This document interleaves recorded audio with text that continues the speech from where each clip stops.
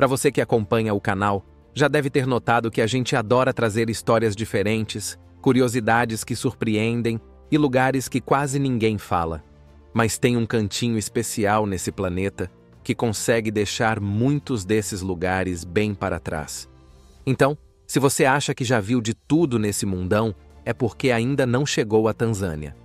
Aqui tem leão que escala árvore, chimpanzé que declara guerra, gente que mistura sangue com leite no café da manhã. Na Tanzânia tem tribo que caça com veneno, rituais que vão te deixar sem acreditar e um jeito de encarar a vida que parece vindo de outro tempo. Ou seja, se o seu negócio é cultura diferente, natureza fora do comum e histórias que parecem inventadas, mas são reais, pode puxar a cadeira e se acomodar. Hoje o belo mundo desembarca na Tanzânia. E o que você vai ver aqui nem parece que é tudo do mesmo planeta. Número 1. Localização e dados geográficos. A Tanzânia fica no leste da África, ali coladinha com o Oceano Índico. Ela faz fronteira com 9 vizinhos: Quênia, Uganda, Ruanda, Burundi, República Democrática do Congo, Zâmbia, Malawi e Moçambique. É como se fosse um grande ponto de encontro, rodeada por culturas diferentes, mas com uma identidade própria que não se confunde com nenhuma outra. É o tipo de país que tem de tudo um pouco. E quando a gente fala tudo, não é exagero. Tem praia de água transparente, tem savana dourada, tem floresta tropical, tem montanha coberta de gelo, tem lago com sal e até cratera de vulcão. É uma coleção de paisagens que parecem sair de filmes completamente diferentes, só que todas ocupando o mesmo mapa. O país também é abraçado por 3 dos maiores lagos da África. O Vitória, que é o mais extenso, o Tanganika, um dos mais profundos do mundo, e o Malawi, também conhecido como Niassa, que abriga uma biodiversidade aquática impressionante. E isso não é só um cenário bonito. Esses lagos abastecem milhões de pessoas e guardam espécies que não existem em nenhum outro lugar do planeta. A capital oficial é Dodoma, localizada bem no centro. Mas a cidade mais populosa e mais movimentada é Dar es Salaam, na costa. É onde estão os portos, os comércios e boa parte da vida urbana. Entre os grandes símbolos naturais estão o Monte Kilimanjaro, ponto mais alto da África, sempre com o topo branco de gelo mesmo pertinho da linha do Equador, e a cratera de Ngorongoro, uma espécie de abrigo natural onde a vida selvagem segue em equilíbrio há milhares de anos. Além disso, mais de 16 parques nacionais protegem áreas de floresta, planície e savana, e vamos falar deles mais à frente. É aqui que a natureza acontece sem filtro, com milhões de animais migrando em massa e atravessando paisagens que não mudaram quase nada desde os tempos antigos. E falando em tempos antigos, a Tanzânia tem uma história que começa lá atrás. Tipo, bem lá atrás mesmo. Número 2. História. Dizem que todo mundo veio da África, mas quando o assunto é esse país, isso é quase literal. Foi ali, na região do desfiladeiro de Olduvai, que arqueólogos encontraram vestígios dos primeiros hominídeos do planeta. A gente está falando de fósseis com mais de 2 milhões de anos, ou seja, esse solo já era pisado muito antes de qualquer civilização que a gente conhece por nome. Muitos séculos depois, chegaram os povos bantus. Eles são grupos originários do centro da África que migraram para o leste e para o sul do continente, espalhando línguas, tradições e modos de vida que formaram a base de várias etnias que vivem ali até hoje. E aí a história da Tanzânia segue por 2 caminhos diferentes. De um lado, o território continental, chamado de Tanganika. Do outro, a ilha de Zanzibar. Cada um com uma colonização própria, culturas diferentes e até relações políticas separadas. A Tanganika foi dominada pela Alemanha no fim do século XIX. Já Zanzibar estava sob controle dos árabes, mais especificamente do sultão de Omã. Omã é um país da Península Arábica, do outro lado do Oceano Índico, que controlava várias rotas comerciais naquela época. O sultão chegou a transferir a capital do império para a própria ilha, tamanho o peso que Zanzibar tinha no comércio marítimo, especialmente de escravizados. Depois da Primeira Guerra Mundial, o cenário mudou. A Alemanha perdeu o controle de Tanganica, que passou para a mão dos britânicos, e Zanzibar também passou a ser controlada pelos britânicos, mas de outro jeito. Enquanto em Tanganica o domínio era direto, na ilha os ingleses preferiram manter o sultão como figura central, governando por meio dele. Eles mandavam, mas sem aparecer tanto. Era uma maneira de controlar a região sem ocupar diretamente. Eles ficavam nos bastidores, enquanto os sultões davam a cara ao comando local. Foi só em 1961 que o país conseguiu sua independência. Poucos anos depois, Tanganica se uniu com o arquipélago de Zanzibar. E foi aí que surgiu o nome Tanzânia, uma junção dos dois nomes. Mesmo assim, cada lado manteve suas particularidades. Zanzibar, por exemplo, continua com um governo próprio e uma cultura completamente única. E já que estamos falando desse lugar, vale abrir um espaço só para ele. Número 3. Zanzibar. Pode parecer estranho, mas esse arquipélago faz e não faz parte da Tanzânia ao mesmo tempo. Faz parte, sim, mas funciona de forma semi-autônoma. Tem presidente próprio, governo regional, parlamento local e até leis específicas em áreas como cultura, religião e justiça. Só que na prática não é um país independente. Quem cuida da política externa, da defesa e de questões nacionais mais amplas é o governo central em Dodoma. Ou seja, Zanzibar tem um pé dentro e outro quase fora. E tem uma curiosidade que quase ninguém imagina. Foi ali que nasceu Freddie Mercury, o vocalista do Queen. Ele viveu em Zanzibar até a adolescência, antes de seguir vida fora do país. Aliás, sobre esse lugarzinho peculiar, a gente já tem um vídeo completo aqui no canal, cheio de histórias e tradições que você nunca viu. Quando terminar esse aqui, já sabe, vai lá conferir. E como Zanzibar adora surpreender, é lá também que aconteceu uma das coisas mais inusitadas da história moderna, uma guerra de 40 minutos. Número 4. A guerra mais rápida da história. Em 1896, o sultão de Zanzibar morreu. No mesmo dia, um outro pretendente ao trono, que não era exatamente o queridinho dos britânicos, se declarou novo sultão. A Inglaterra não curtiu nada. Mandou um ultimato. Deu 2 horas para ele desistir da ideia. Não desistiu. Às 9 da manhã do dia seguinte, os canhões britânicos começaram a disparar. O palácio do sultão virou fumaça. E antes mesmo das 9h40, a guerra tinha acabado. Oficialmente foram 40 minutos de conflito. Praticamente o tempo de um almoço rápido. Resultado?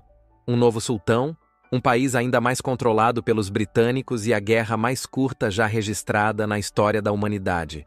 Mas enquanto os livros de história contam essas batalhas relâmpago, o que realmente define esse país está nas pessoas. E é sobre isso que a gente vai falar agora. Número 5. População, religião e crenças. Poucos lugares no mundo conseguem reunir tanta gente diferente no mesmo território quanto a Tanzânia.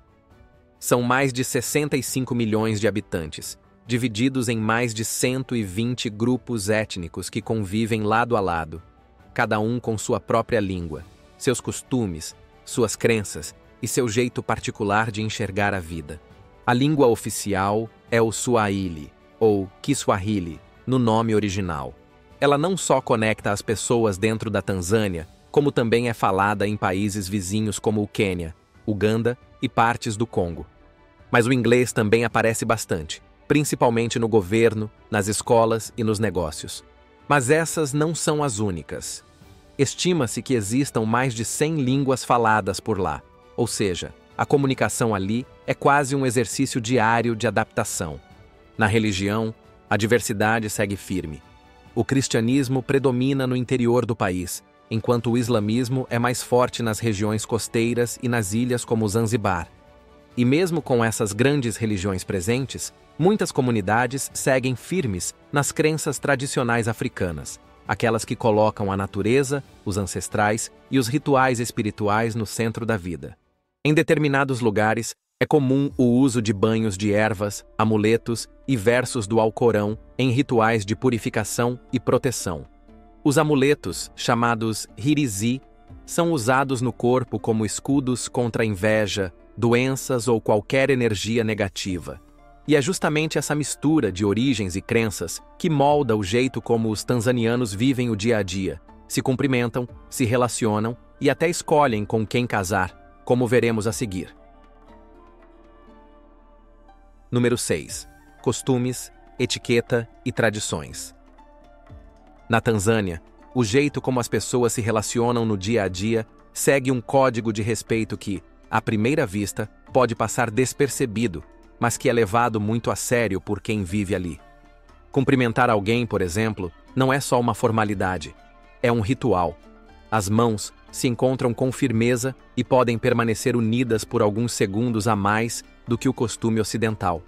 E sempre com a mão direita. Esse cuidado tem origem em valores religiosos e culturais herdados de séculos de influência islâmica na região que acredita que a mão esquerda é suja. Outro gesto marcante é levar a mão ao peito ao agradecer ou recusar algo. É uma maneira educada e silenciosa de mostrar gratidão ou recusa com elegância. E quando uma pessoa mais velha entra num ambiente, os mais jovens se levantam. Respeito por idade e sabedoria é um princípio muito valorizado. Em regiões mais tradicionais, o silêncio é visto como virtude. Falar pouco transmite prudência e consideração. Falar demais pode ser mal visto. Essas regras sociais ficam ainda mais evidentes nos casamentos.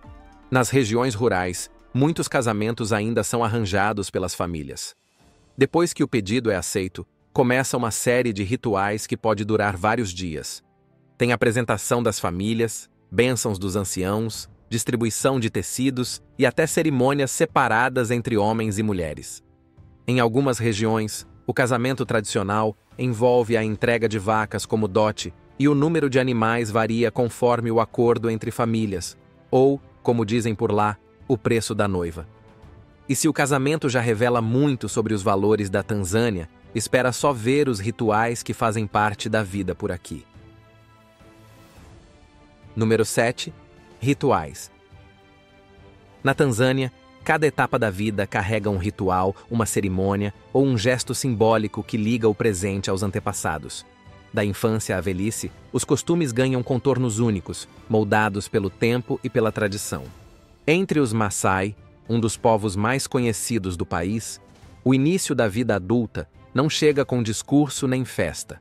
Chega com um teste de coragem. Os meninos passam por uma circuncisão pública, sem anestesia. Demonstrar dor é inadmissível. A ideia é mostrar que estão prontos para as responsabilidades da vida adulta, firmes, silenciosos e honrando seus ancestrais.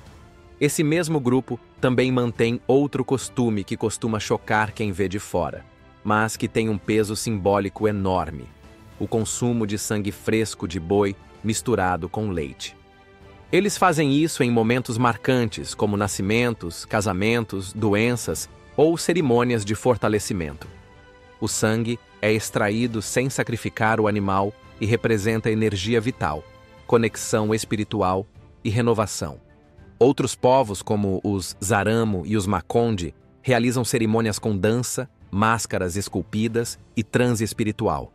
Nessas ocasiões, acreditam se conectar com os ancestrais, guiando e protegendo a comunidade. Os Makonde ainda produzem esculturas chamadas Ujamaa, representando gerações inteiras em forma de torres humanas entalhadas na madeira. É uma forma visual de manter viva a memória dos que vieram antes. Já os Hadzabe, que seguem um modo de vida quase intocado, ainda caçam com arco e flecha. Só que as pontas das flechas carregam uma seiva venenosa, capaz de paralisar os animais. É um conhecimento passado de geração em geração que transforma a caça num ritual ancestral, onde o homem, a floresta e o tempo caminham juntos. Cada povo tem seus próprios códigos, mas todos compartilham a mesma ideia de que viver é estar em comunhão. E se tem um momento que representa bem esse espírito coletivo, é a hora da refeição. Número 8. A gastronomia. Comida, na Tanzânia, é muito mais do que matar a fome. É um ritual social, um momento de união. E se você for convidado para uma refeição por lá, já se prepara para comer com as mãos e principalmente com respeito. O prato mais emblemático é o ugali. Feito de farinha de milho cozida até virar uma massa firme, ele é quase uma instituição nacional. É servido com carnes, legumes, molhos, ensopados, mas o destaque está no jeito de comer, nada de garfo e faca. Cada um molda o ugali com a mão, faz uma bolinha, afunda no molho e saboreia. Tudo com a mão direita, e a gente já falou sobre isso agora há pouco. Nas famílias mais tradicionais, a refeição acontece no chão, com todos sentados em esteiras ao redor de uma grande travessa compartilhada. Outro prato muito popular é o nyama choma, carne grelhada, geralmente de cabra ou boi, servida com pimenta e limão. Tem também o pilau, um arroz aromático cheio de especiarias, como cardamomo e canela, e o mandazi, um bolinho frito que lembra o nosso sonho, mas sem recheio. E para acompanhar, chá com leite fervido, servido doce e quente, ou suco de tamarindo, manga ou hibisco.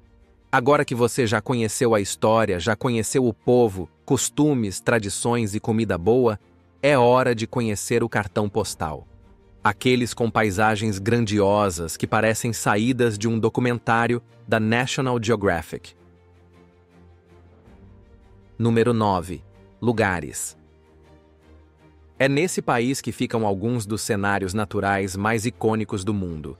E o mais famoso de todos é o Parque Nacional do Serengeti. O nome vem do idioma Maasai e significa planícies infinitas, e não é à toa. São campos que se estendem até onde a vista alcança, repletos de vida selvagem. É ali que acontece a famosa Grande Migração, quando milhões de gnus, zebras e antílopes se movimentam juntos em busca de água e alimento. Um dos maiores espetáculos da natureza. Colado no Serengeti está a cratera de Ngorongoro. Ela é o que sobrou de um vulcão gigantesco que entrou em colapso há milhões de anos. Hoje, é uma espécie de caldeirão natural, com mais de 20 mil grandes mamíferos vivendo em equilíbrio dentro dela. Muitos chamam de o Éden africano. Mas como a gente já falou no início do vídeo, a Tanzânia também é berço da nossa própria história. Entre o Serengeti e Ngorongoro fica o desfiladeiro de Olduvai, um dos sítios arqueológicos mais importantes do mundo. Foi lá que os pesquisadores encontraram fósseis de hominídeos com mais de 2 milhões de anos. E ali perto, em Laetoli, existem pegadas humanas fossilizadas, com cerca de 3 milhões e meio de anos, gravadas em cinzas vulcânicas. Ou seja, a caminhada da humanidade começou exatamente por essas bandas. Mas esse país também tem litoral. E que litoral! Suas praias banhadas pelo Oceano Índico são de um azul claro quase translúcido, com faixas de areia branca, coqueiros e vilarejos de pescadores que parecem parados no tempo. Em locais como Pangani e as praias do litoral continental, perto de Dar es Salaam, é possível mergulhar com tartarugas, ver corais coloridos e descansar longe do turismo de massa. Um verdadeiro paraíso escondido. Savana, selva, mar, montanha e até traços da origem da humanidade. Tudo num mesmo país, coexistindo em perfeita harmonia. Isso é a Tanzânia, diversidade em forma de paisagem. E nesse cenário grandioso, é claro que não poderiam faltar os moradores mais emblemáticos da natureza africana. Número 10. Animais.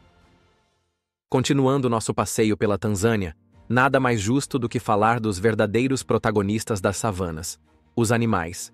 E quando o assunto são os grandes astros da vida selvagem africana, é impossível não começar pelos famosos Big Five: leão, elefante, búfalo, leopardo e rinoceronte.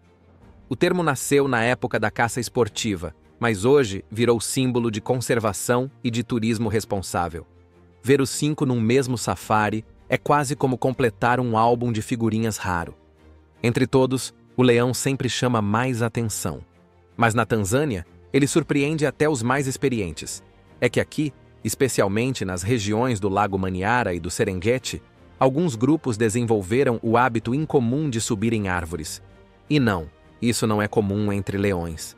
Quem costuma escalar troncos são felinos mais leves, como leopardos e onças pintadas, mas os leões tanzanianos evoluíram e viraram verdadeiros acrobatas.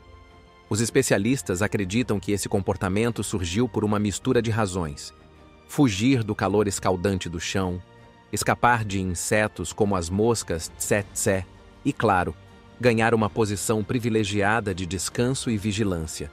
A imagem de um leão empoleirado numa acácia virou um dos retratos mais emblemáticos do turismo na região.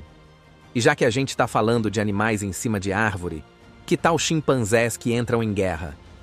Pois é, no Parque Nacional de Gombe, no norte da Tanzânia, foi registrado um dos episódios mais impressionantes já documentados entre primatas. Nos anos 70, a primatóloga Jane Goodall observou uma disputa real entre dois grupos de chimpanzés vizinhos. Durante 4 anos, eles se enfrentaram em emboscadas, assassinatos planejados e disputas territoriais. O episódio ficou conhecido como a Guerra dos Chimpanzés de Gombe.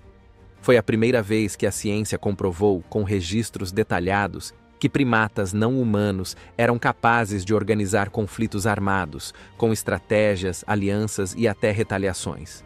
Um comportamento que, até então, só era associado ao ser humano. Na Tanzânia, até os animais contam histórias que desafiam o que a gente pensa saber sobre o mundo. E é por isso que, por onde você olha, sempre vai ter alguma surpresa esperando. E assim, a gente encerra nossa viagem por um país de beleza milenar, cultura riquíssima e contrastes que desafiam qualquer ideia simples. E você, o que achou dessas curiosidades? Conta pra gente nos comentários. Obrigado por nos acompanhar até aqui e nos vemos na próxima aventura por esse nosso belo mundo.